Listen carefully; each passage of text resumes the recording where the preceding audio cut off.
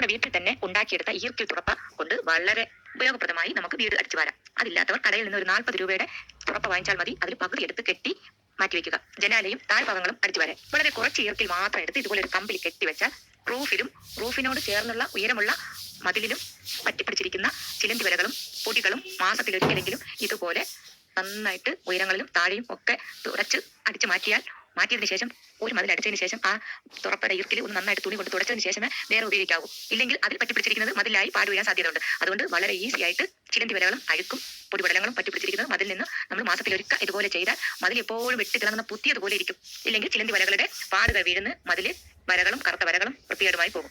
എത്ര വില കൂടിയ ഡ്രം വാങ്ങിച്ചാലും നമുക്ക് ഇതുകൊണ്ട് ചെയ്യുന്നതാണ് എളുപ്പം. പ്രകൃതിദത്തമായ ഈർക്കിൽ കൊണ്ടുള്ളത് കൃത്യമായിട്ട് മാസത്തിലൊരിക്കൽ ഇതുപോലെ ചെയ്തെങ്കിൽ വീട്ടിൽ ഒരിക്കലും അഴുക്ക് പിടിക്കില്ല ചുവര്.